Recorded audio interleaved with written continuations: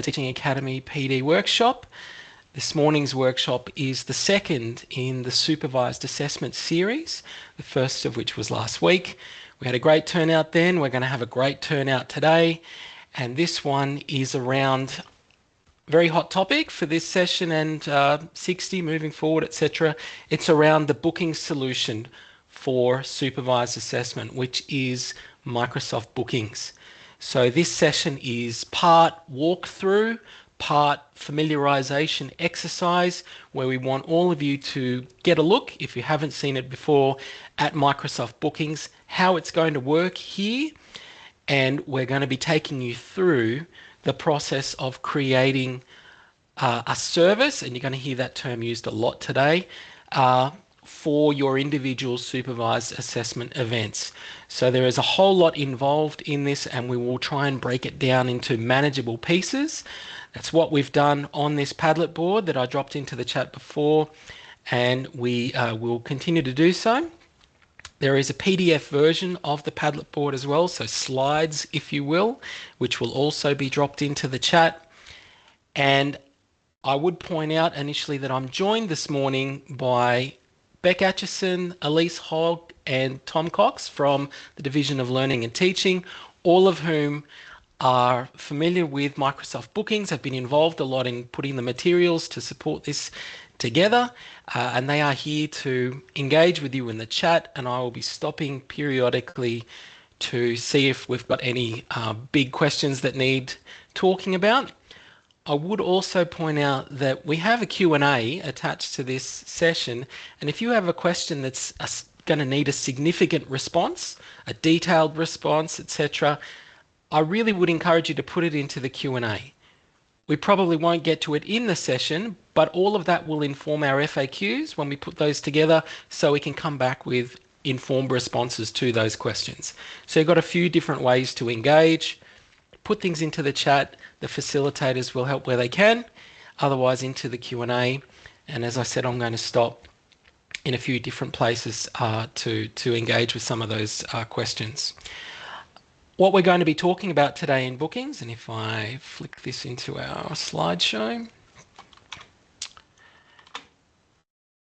I'm going to introduce you to the bookings ecosystem, how it connects to our other existing products. We're going to talk specifically about how a booking service is created and customized. We'll talk about how that works in terms of assigning staff, managing staff in that space, how we provision and share that service to our students, so how it connects to Brightspace, for example, and other stuff. And I'm leaving that there deliberately because there are lots of other bits and pieces, probably some we haven't thought of, which are going to crop up, and you're a part of informing how we can include those in our existing support materials and documentation. So before I actually go through the technical walkthrough, because we're going to spend a significant amount of time today in the tool itself, I'm going to actually hand over to Beck to talk a little bit more about some of the contextual information, the background, how this fits in within the supervised assessment workflow and what have you. So Beck, I'm going to hand over to you there. Thanks, Lachlan. So one of the main rationales for adopting the use of Microsoft Bookings is to be able to support supervised assessment, particularly in online subjects, but also in face-to-face subjects where booking and scheduling is a need that is arising from the approach to assessment. So Microsoft Bookings was already a part of our existing ecosystem, so had some really key benefits to being able to being introduced. So it is a part of the Teams structure. It was then needing to be configured and enabled, which is part of the reason why we are moving through this PD today. But it does allow us to use a purpose-built enterprise technology for booking and scheduling, which comes with some really key benefits to both support, but also consistency for students when booking appointments for assessment. So it does allow different approaches to booking and scheduling for assessment. It has duration windows, it has particular rules. It's very straightforward from the user perspective of actually booking an appointment. It integrates with our existing Outlook so that there are some really key benefits for staff, whilst also allowing students to also access that information via their personal calendar, no matter what that calendar is that they're using. So it does have that integration piece, which means that there are meeting invitations, there are confirmations, there's reminders, and it is displaying within calendars.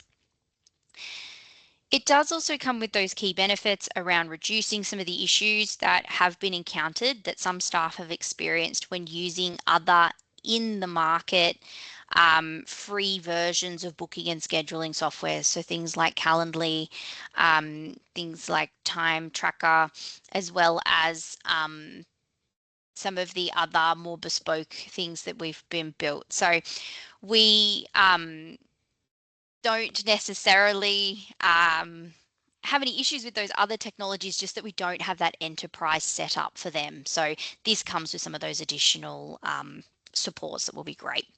It will mean that when a student books an appointment through this, there is an individual Teams meeting that is provisioned automatically. So that is an integrated and automated piece of the technology, which means that students are guests because they don't have a Teams account with Charles Sturt. But it does mean also that they are directly clicking the link from inside the meeting invitation, as are staff, to access that room that has been created. The recordings will also be captured within our CSU OneDrive accounts, so those will be accessible and available for us to utilise for various purposes. Next slide, Lachlan. So it does mean that for our supervised assessments, we will be using Teams as the online platform if you are looking to implement the use of bookings. Teams comes with the various functionalities that we have available to us within this meeting, but can be very similar to Zoom. It does mean that students will access MS Teams as guests rather than the single sign-on that they would be able to do with Zoom. It does have a simple interface, and there is centralized access to recordings after each event. And because it is within our existing organizational setup, there are also ways for us to access those recordings, even if they're not necessarily saved to a particular person, through the support of DIT and other mechanisms that we'll get into in future sessions. So the bookings workflow, who does what? So what we have in this slide is our recommendation based on our experience using the tool.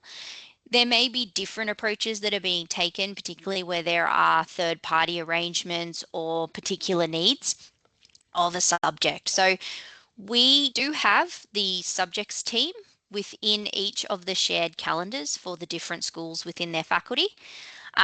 Their role is really around supporting adding new staff to the school shared bookings page and ensuring the correct roles are provisioned.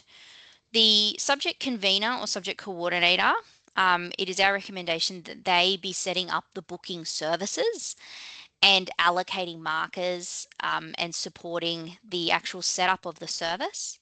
But markers are then able to handle their own availability within the windows of time set for a service using their personal Outlook account. And they will then be able to attend the booked Teams meetings, access the recordings and the supervised online assessment, taking notes and grading, and potentially revisiting the recording where required. So those are our general recommendations around the roles that will be used within that space. I did also just want to quickly address at this point, there were emails sent out, and I know that Lachlan will speak to this as well, inviting people to the shared calendars for their particular school, where they have a supervised assessment. We worked with the faculties to determine who would need access for that. So if you feel you do need access to your school calendar, you can reach out to your subjects team to request that access. If you need casual markers and others added, that will be a similar process, and we will have some information coming out about that. However, if you received an invite to the shared calendar and you accidentally marked it as phishing or suspected that it wasn't an accurate account, we are working through how to get you as easily into the calendar as possible. So please be aware that there may be some communications coming out around how to access the shared calendar if that email was flagged in that particular way. If you still have access to that email, you can click on the link and that will take you through to your actual shared calendar. It is a safe link, and I appreciate that the timing of that was quite interesting with the Vice Chancellor giving that phishing warning on the day that a Microsoft Bookings invite that you may not have seen before landed in your inbox. We obviously weren't aware that that was going to take place. So yes, if you do have any of those issues, please reach out. We will work out ways to get you through and into that calendar as needed. Thank you, Beck. All right, so that's a little bit of context, wider information about bookings and how it connects to some of our other processes, etc. Now, what I'm going to attempt to do is take you through this process, and the way I'm sort of breaking it down is I'm going to introduce you into this notion of the school bookings page and the steps involved in accessing that. Then we're going to look at creating our own service, booking service, and then sharing it, and then we will see how we're going for time. But before I go any further, what I want to draw your attention to on this Padlet board is that there is a support column over here which has a number of incredible support materials that Beck and others have spent a great deal of time putting together, and we will continue adding to. And there are 3 of them that I want to call out right here. So even if you take nothing else away from today, apart from I'm going to watch the recording later, I'll draw your attention to the fact that there is a YouTube playlist filled full of micro clips about using MS Bookings. It looks like this, and you'll see that they're numbered, for example, the workflow that's in there, how to work through those. They're all quite short, consumable, etc. You can work through and watch those or revisit them later. There is a help guide, which is a very comprehensive document that will take you through some of the information, well, all of the information we're covering today, definitely, and then some. So that document is available there for you as well, the PDF. And then underneath that, there is also a link to the DLT Supervised Assessment website, where all of these support materials, this hub is where all of these materials and upcoming materials will be added into. Not only around bookings, but also everything else connected to supervised assessment. So the materials that are made available to you in that support column, make sure that you take the time to visit those, or that you know where to go back to find them. All right, now just let me get organized as we start a bit of a deep dive into the bookings process. So we don't need the slide deck so much. Let me move that website away. I'll move this page off over here so I know what I'm doing. Get rid of that page. And that. All right, so look, the very first thing I want to show you here is that Beck mentioned that the starting point for this process is getting an email, a notification email that you are being invited to your school's shared booking page. Now, I've got a couple of snippets of what that looks like here, but I think it's probably far better if I show you what the email itself looks like. And here's one of them. So you can see that this is me being invited to the School of Education's shared bookings calendar, and it has a link in here which will take me into that calendar. So let's work through that process as if this is my first time, which is not far off the truth. Click on this, it takes me through to the bookings page. And when I click on that, I'm going to get a message that says, I'll get meeting invites for this booking page, School of Education. For most of you in here, you're only going to get one of these, for example, connected to your school. You'll see underneath that I've got access to a few, but don't be put off by that. Once you click on Got It, you're going to see the school's shared booking page down here. So there's our first step. Thereafter, once you've been added to this page, you can either revisit that email and click on that link, or you could favorite it, bookmark it, etc. But all of it starts with this address at outlook.office.com/bookings. That's going to take you to the bookings base page and any shared pages that you have access to. Right, but you've got to go to that email first and click on basically accept that invitation to be able to see this. So that's fairly important. Let's open up the School of Education bookings shared page. Now, to get added to these sites, any new staff will get added into them by your faculty subjects teams. That's going to include your markers, for example. They're going to need to be added into this site. Beck mentioned previously in her section a little bit about the different roles of people in this space, with conveners setting up new services, markers potentially not having a lot to do with this actual page. You're assigning them to your different services, and then we have administrative staff that are in the background that have access to all of it. So let me break down this interface a little bit first, just so we can have a look at the different sections, because I don't expect you to be across all of this and all of the options in detail. I'm just going to draw your attention to the important parts for today. Along the left-hand side, we've got a number of tabs which will configure what we're looking at over here on the right.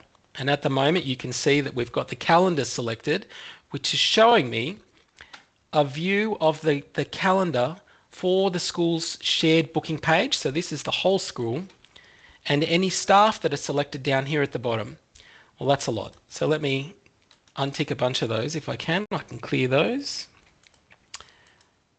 As long as my mouse is actually not freezing, which it seems to be doing for some reason. There we go. Let's try that again. I'm not sure if everyone tried to jump into the same page at that point. That's better. All right, so no one's selected at the moment, so there's no calendar showing up. I'm just going to select my own name for this list, potentially if I'm in here somewhere. K, K, K, K, K. There we are. Thank goodness for that. There's a lot of you in the School of Education, I'm noticing. All right. So at the moment, it's looking at the shared booking calendar through the lens of that one staff member out of 254, and there's nothing in there at the moment. All right, the other tabs that we're looking at today are this one, predominantly services, where we're going to be creating new booking services that will go into this shared calendar. And some of the other terminology that you're seeing used here is things like customers, which for us means students. So you're able to use this tab at different times to actually search for student bookings inside the shared booking calendar if you want to, but we're not digging into that part of the equation today. I'm just explaining what this language refers to. Booking page refers to the settings for the entire school shared booking page. So my advice to you is don't play around too much with that. We're looking at you creating your individual booking services within this account. Staff will give us a view of all of the staff who've been added to the account, and in the event that you're in a role where you are adding new staff to the school's shared booking page, you'll be doing it in here, adding new staff. And at that point, you're able to sort of configure that to some extent if you need to, but that's what this tab is for, the staff tab. Let me just make sure that I'm not going too far off track here. Next tab down, as I said, is services, and we'll be spending most of our time in there today. I'm not going to be looking at Q, business information integrations. Don't touch any of that. If you can see it, it's not required. I don't want to confuse you further. But you'll see within this staff view, so there's me, for example, that I actually get more detail about what's against my account in here. And you'll notice that down here next to my name, I've got bookable. For you to be able to add staff, like your markers, for example, to a service when you set it up, they must be set as bookable, which means that whoever's adding staff in here needs to set them as bookable. So if I went through and tried to add a new staff member into this space, let's find someone random. Elise, maybe I'll pick on you. No, I'm going to get Beck.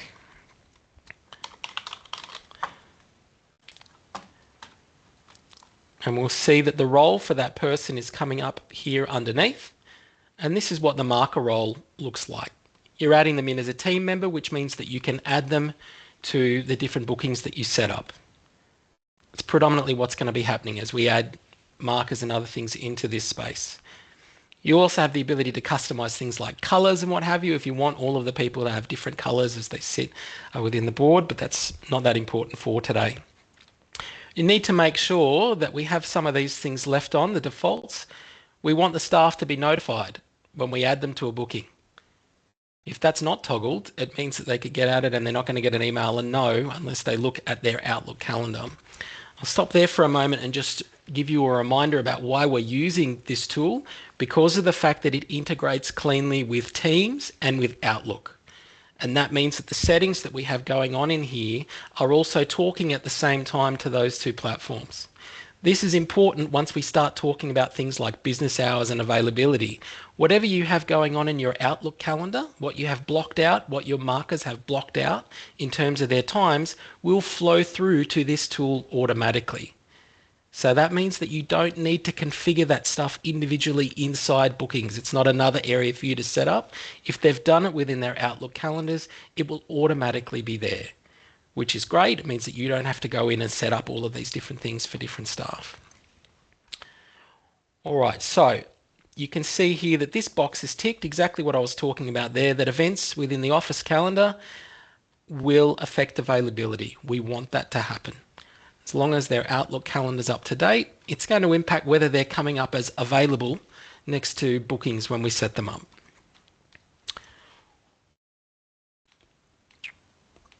All right. So what we're going to talk about in a second is we want to make sure that staff are bookable when we add them in here. And by default, you've got this setting for business hours that's left on, which means that bookings are going to happen between 8 and 5 p.m. for the event. It can be toggled off. I'm going to stop there for a second and throw across to Beck.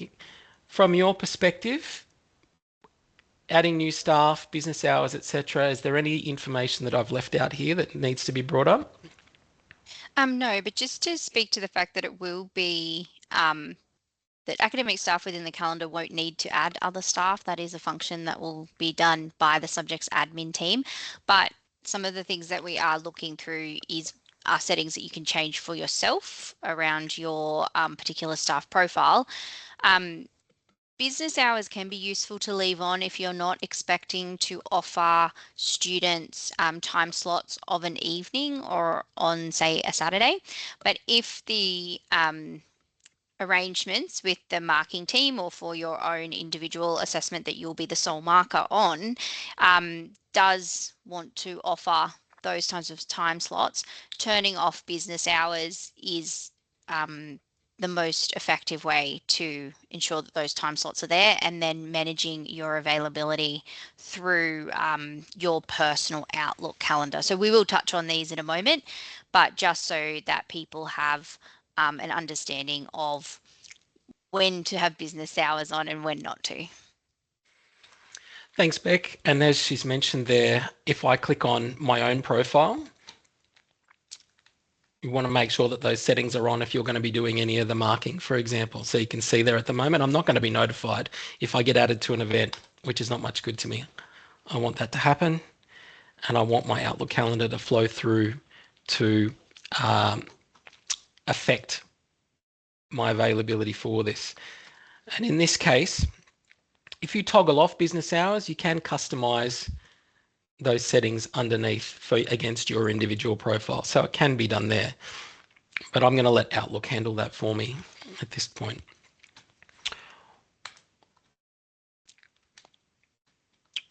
All right, so what I'm getting here is I'm in the staff tab. I've selected myself here in the middle, which staff that I'm looking at. And at the moment, I'm getting a summary or an overview over here on the right-hand side.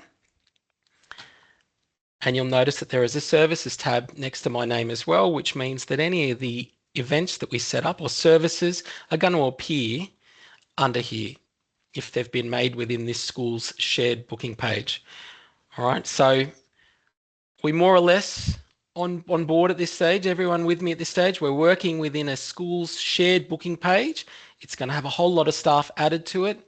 Potentially your conveners, coordinators in that space will create individual services or bookings that are going to sit within that one school's shared booking page.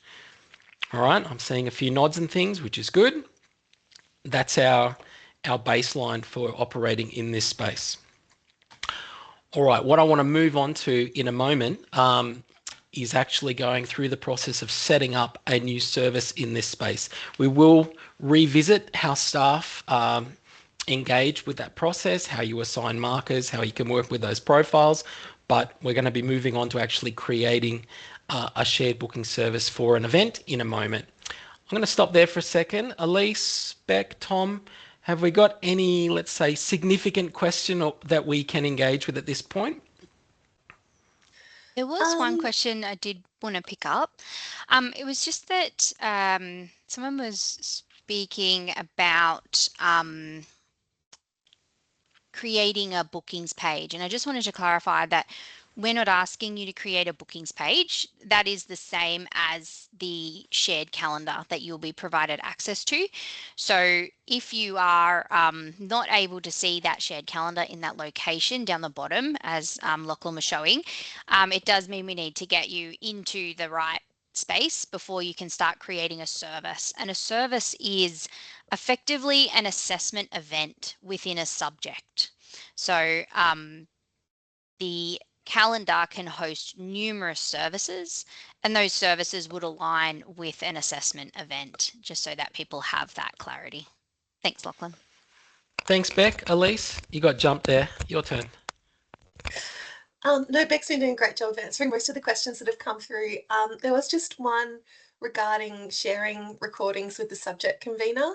So people were just sort of thinking about moderation in regards to, yeah, how those recordings might be shared. Thanks, Lachlan.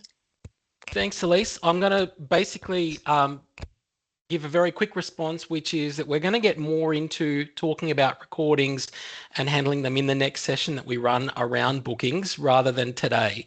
But essentially, the bit of information that we do give you around recordings today is because it's happening in Teams and you have an individual marker in there, the recording will be saved to that marker's CSU OneDrive account, which is accessible both to the marker and to DIT.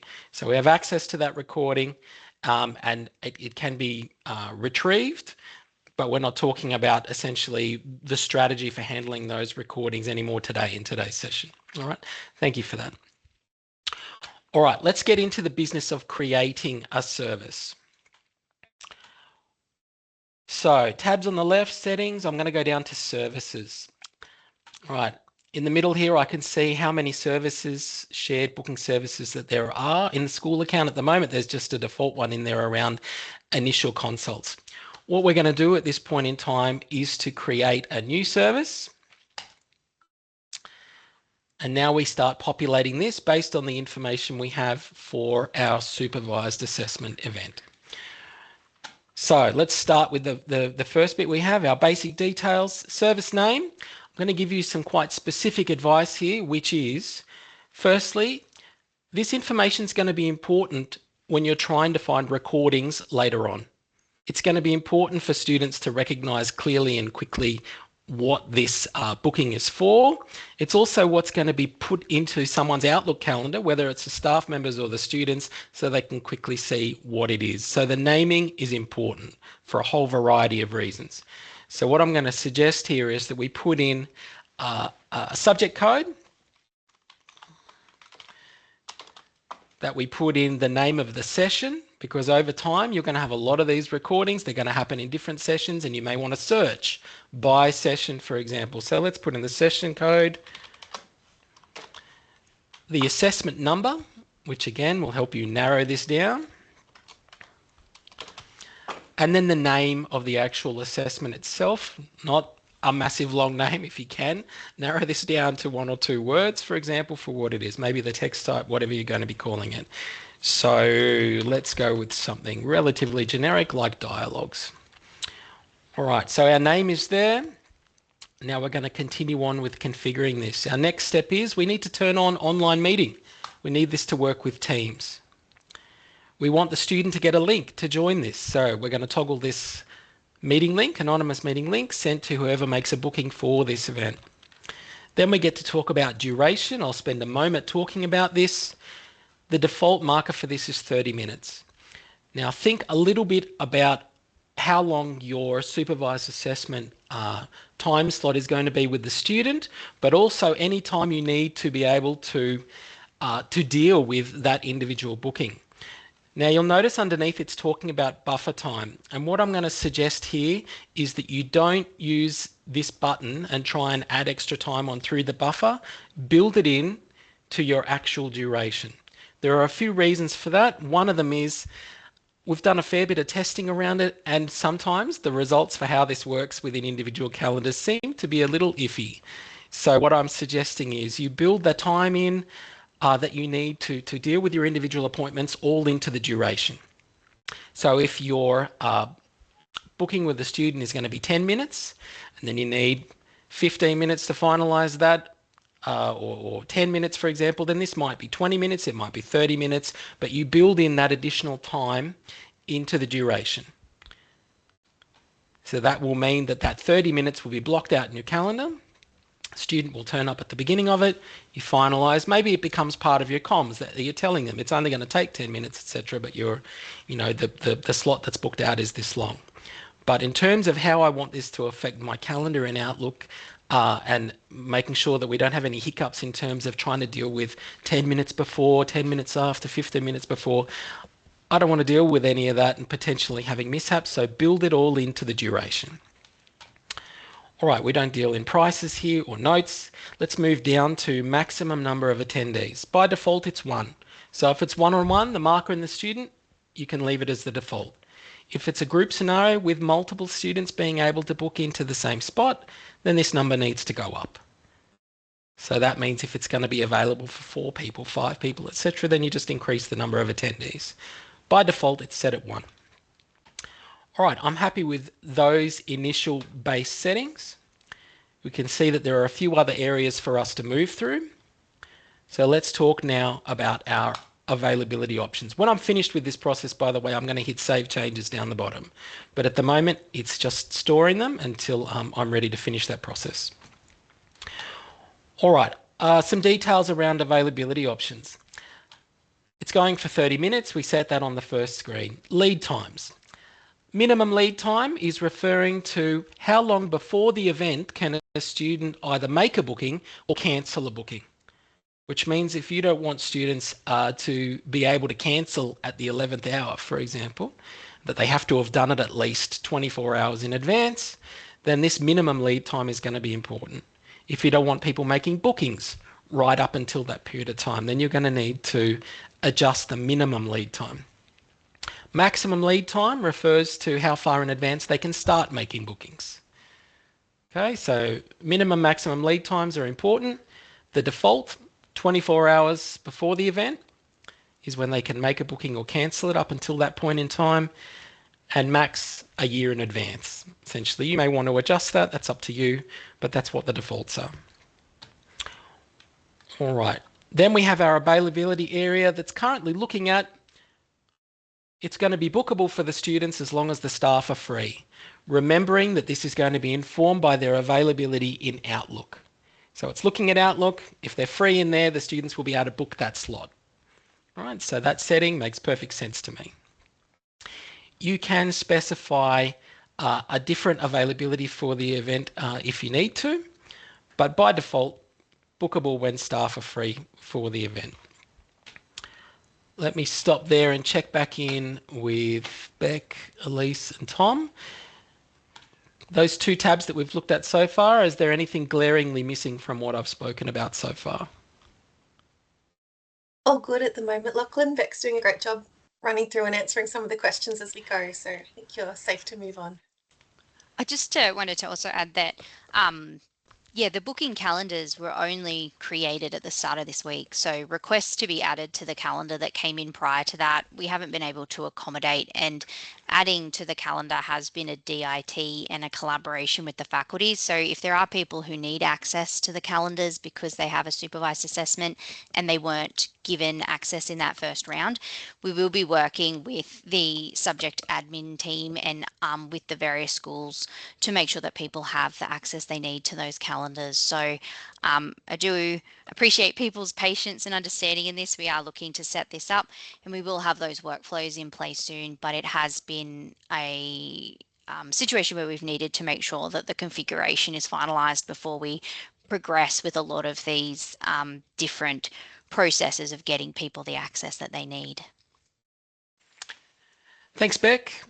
All right, continuing on. I was speaking about availability here and that the default option that's turned on is that it's bookable when staff are free. What I'm actually going to do in this instance is switch this to not bookable, but underneath I get to customize and set a specific availability period for this event. So at this point, I'm going to say that my supervised assessment is going to be happening next week. Let's go with Tuesday, and it's going to end on the Wednesday. So let's go with 2 days covered. It's still going to be talking to Outlook. It's still going to be pulling availability, but it's looking now at this window of time that it's going to allow people to book within. All right, so this is important. You switch your general availability to not bookable and then specify the specific date for the service. And you'll see underneath now it's still saying bookable when staff are free.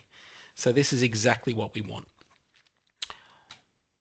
All right, that's the end of our availability tab. Let's move through now to the next one, which is assigned staff.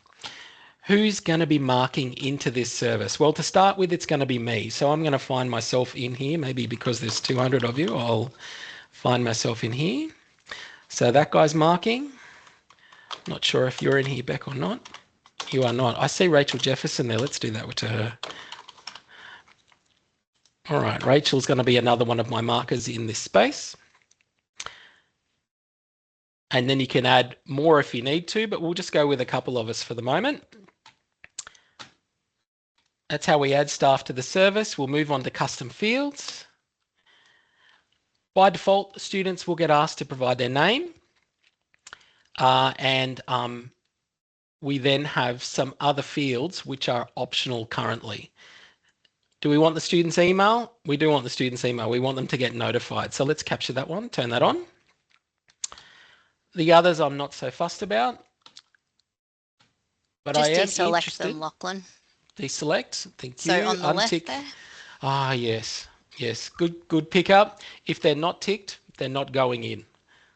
And this will become important if we want to try and add custom fields underneath. Other types of custom information you might be asking when someone's making a booking like this. I can suggest, how about getting the student to identify what the topic is that they've spoken about if they had to make that choice. Maybe that will make life easier for the markers, for example. Some other types, another suggestion, if you're in a paired subject, maybe you need to identify which of the two subjects you're actually enrolled in. So another custom field could be getting them to identify that. You don't have to take my wording for this. I'm just pointing out that that's a possibility that you might want to include. So I have a couple of options here, and as we just mentioned, if they're not selected, on the left here, it's not going in to the booking. So let me take that, and I'm going to say, is it required? Not for the paired subject one, but yes, I want to see the topic identified as part of this process. All right, that looks pretty good. I've got some custom fields. I'm going to grab their email when the booking's made. Last field for us to do here is notifications. Do I need a text message notification to the students? No. As you'll see from this box above, this is a feature that we don't have available to us at this point in time. And to be honest, they're going to be getting a whole lot of email notifications. So it's not necessary. The email confirmation, however, we definitely want turned on. we also want the invite to be sent to the student, the customer, as well as their confirmation email. You can configure this and add additional information if you like. But underneath, I want to point out that by default, we have an email reminder, which will go to the students one day before the event. It looks like this. Just a quick reminder that your service is coming up. If you want to customize this, you can. If you want to create your own personal email reminder to use, you can, and you can use that. There's also a follow-up after the event that's available, 15 minutes afterwards, where you can send communication to the students as well. So both of those are possibilities that you may want to use. If not, remove them. They can be deleted. So I've got some notifications checked there. I'm happy with the email confirmation settings. I'm going to hit Save Changes to finish setting up my service. And now, looking at the Services tab on the left, there's a list of the services on the school's booking page, and here is mine here. Subject code, session code, assessment number, name of the topic, and this is my overview. It's going for 30 minutes. If I want to make changes to it, I can click on Edit Service, and it will open up those same settings again if I need them. I can also go across to a smaller condensed calendar view which only looks at the calendar for this service, which is not a bad way of previewing that. Now, we said that that service is happening next week, and at the moment on the Tuesday, for example, there's no bookings made for it, but we'll come back to this in a second when we see what the result has been of us setting this up. I can also see which staff have been assigned, who are my markers for this. So we have these two people as well. All right, so at this point, there is one other option that I want to point out, and that is within the service, I'm looking for this option. At the bottom of the Basic Details tab, there is an option here that talks about letting customers manage their appointments. What this means is if they need to cancel it, they can, rather than administrators needing to do that for them. So it's important that you toggle that on. Let customers manage their appointment. Also, if you've set it up on their behalf, you need to be able to, they still need to be able to cancel that. All right, the other field. One thing there, sorry, yeah, please. Lachlan, just with that. We are able to set timeframes where students are able to cancel. So it defaults to, if it's within 24 hours to the time of their appointment within that window prior, they can't cancel or reschedule to save that kind of last minute changes for a lot of the markers. You can widen that window should you wish to, make it bigger, make it smaller, but we often do recommend letting customers manage their appointments so that if you are doing reschedulings, and they can only reschedule to available appointments that are within the calendar, they can't just pick any time. It does mean that you won't have to do that administrative piece of having people contacting you to ask to change things. You can also go in and change any appointment at any time through the calendar as well for students who have booked as an administrator, but this just also gives that capacity, but we can also put boundaries around it. Thank you, Beck. Now, I am aware that time is racing away from us, which is always going to be the case in a session like this. So let's keep going. We'll push on through. As I said, we are going to have a follow-up session around MS bookings where we pick up all the stuff we haven't been able to engage with. But for today, the next thing that I want to be looking at is that now that we have created a service, what do we do with it? Now, if we go back to our overview, under service details, no, let's find my service. What I want to find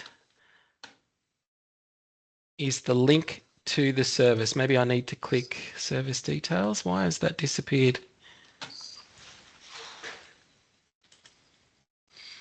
That's not it. Beck, weigh in here if you can tell me why I can't see the link to share the service.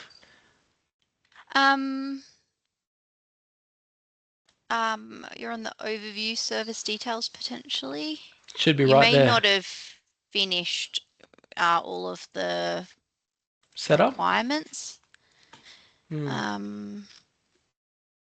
Yeah, so have you actually finalised the other aspects of it?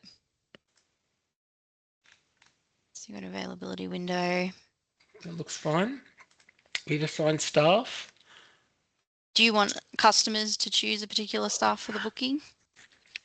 I'll turn it off, which will mean it'll randomly go, but essentially you can leave that option on and students can choose which of the staff they want. But for the purpose of today, we'll leave it off. Yeah, I'm not entirely sure. There may just be something small that we've missed there because it has appeared for every other, so you might just want to pick a different. Yeah, I would probably just pick a different Booking one. page. Yep. Yeah. Go to our test one, the BWS one, or to the SIAS one. I think those All right. ones have So let's find standard setup. We'll find another event. So BJBS and services. All right. So what I'm looking for anyway, if we've made a service in this point, is this. Under service details, you're going to see a link here that says the service booking page, and that's the link that we want to provide to students. So at that point, you'll see that you're able to copy it. It'll sit within the overview. I'll find out why it hasn't appeared underneath School of Ed one in a minute. We'll try that, but not for right now. So I've copied the link to the service, and that's the important piece of information here. We have to get that to the students. What do we do with it? So I'm going now into a subject side, into Brightspace, and I want to provide that booking information to students. Now we've come up with, Beck has come up with, to give credit where it's due, an excellent way of providing this information within your Brightspace subject sites, and that is to create a new page within Brightspace. And on that page layout, you're able to now go into the template area and select bookings. And now what you have is a whole lot of information on the supervised assessment. This is fairly generalizable and it's going to be accurate for a lot of the supervised assessments you set up. If you need to customize it, of course you can, but that's what's in the template. I would open this up on your own computers and have a look if you want to work through that and make sure you're happy with all of it. But the bit I'm looking for is this option. Hang on, we might just go to people and mute. All right. Okay, so what I'm looking now is providing the link that I just took from bookings and putting it in here.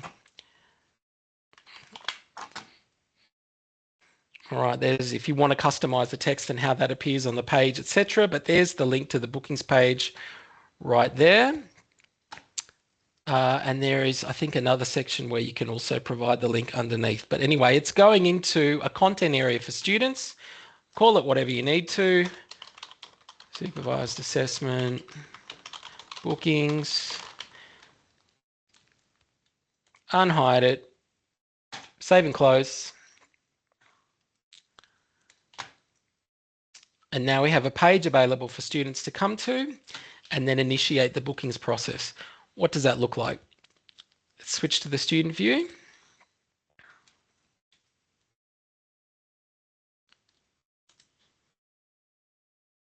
There's my bookings page. Open it up, find the link.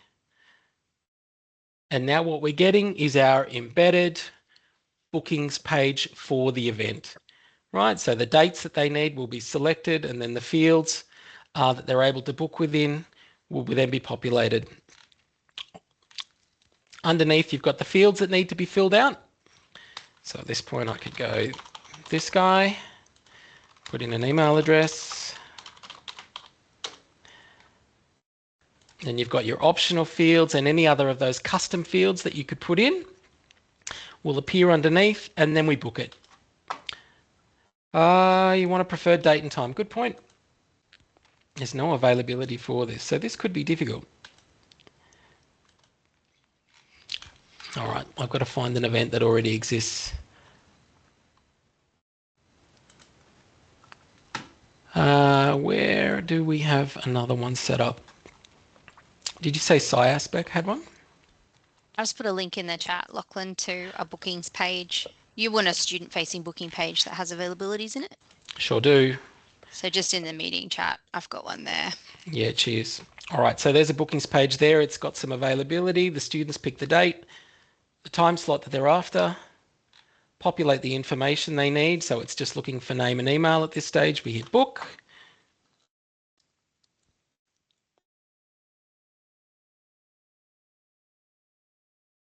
I get a confirmation. And then at the end of that, we have this screen that appears that also allows me to either reschedule or cancel at this point. And the email confirmation will come through for the event. Now, I do have one of those prepared already. It looks like this. There's the student, booking's confirmed. There's the name of the booking, when it's happening, and in there is the all-important link to join the Teams meeting. At that point in time, this has also gone into the Outlook calendar for the student and also for the staff member, blocking that out.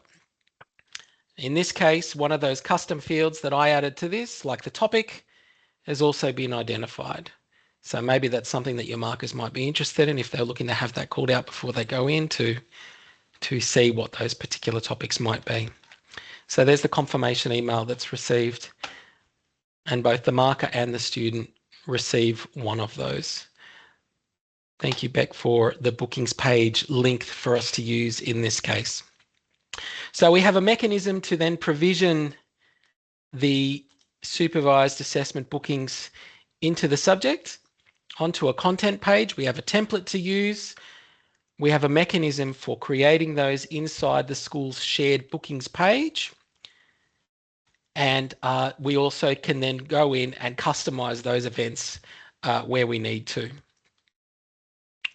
All right, so before I was looking within education, within services, finding the individual. I can see a few people are creating services in there, for example. And then you're able to then go back in and edit those services, including staff assigned to the service, and adjust those settings where you need to. All right, I'm going to stop there for a moment. Obviously, we are fast approaching time. Beck, Elise, Tom, have we got a particularly urgent questions that we can provide answers to here, or particular comments that you'd like to make at this point for what I've called out? Just to speak to the fact that obviously what we've shown today has been quite a bit of time for you and I to learn and get across. So I don't think that anyone in the meeting who isn't fully ready to go and book a service right now this minute and know all the ins and outs of the system should necessarily be too concerned about that. We do have a lot of support resources that are in the Padlet board that we'll also post the links to. There's some video supports, there's some PDFs, and you can always log a job through our DLT service desk to get some support with what you are trying to set up within the calendar. It is a bit to get across in this initial space, but it does become quite intuitive after a period of time. And once you have set up a service, it is possible to then clone that service for a future session and just change some of the details, maybe perhaps say the staff, if that is changed from session to session. So there is that capacity as well to actually make this a bit of a setup, but then setting you up for future supervised assessments and having this be a process that flows that bit more smoothly for people. Thanks, Beck. Elise, your turn. Have you got a favourite question that you'd like to talk about? I think you guys have both done a great job of getting through most of them. Beck's been on fire in the chat. I have taken down a note of everything that's been asked today, though, so we can work through it and make sure that we're sort of aligning the resources that we're creating to any major concerns or questions that might have arisen today. Thanks very much for that. Again, I know that we've talked a lot about the resources that are available in this space. Where's that Padlet board disappeared to? I really would encourage you to come back to this, obviously, with the recording and other things, and have a look through this at your own pace. What we've tried to do here is to break down what is a lot of information in a new system for people to be across into these sections to help build that familiarity and comfort operating in this space. It's going to take you a bit of time. It's still taking us some time, but you'll notice that the way that it's organized underneath allows you to kind of chunk that up a little bit. So getting familiar with what's involved in the schools booking page, then you can move on, dealing with creating your own services and the settings that you need to put in place for that, sharing that within Brightspace like it is deliberately chunked and broken down. This board will continue to be valuable to you after this session because we're going to be adding other materials in here that we may have forgotten about that we need to add to. But ultimately, all of the information around both bookings and the rest of supervised assessment as it is provided will be added to the DLT Supervised Assessment Hub, which is linked to on this board. So by all means, bookmark that page, revisit that, etc. And as we organise our next session for Microsoft Bookings, a few of the areas that have been called out today, talking more about recordings, how we actually engage with this process from the student perspective, working through the workflow of making a booking, engaging in the meeting, and then what happens from that point, and particularly our marker workflows. All of those are areas that we are still going to engage in as we organise subsequent sessions in this space. So I do encourage you to register for those sessions, come along to those, and if you haven't already put questions into either the Q&A or the chat today, by all means do so. But I'm going to thank you for your attention at that point. I'm happy to hang around for a few minutes into this space after we finish, but at that point I'm going to close the recording for today. And then, as I said, yeah, we'll hang around. So thank you again for coming out for another of the supervised assessment series.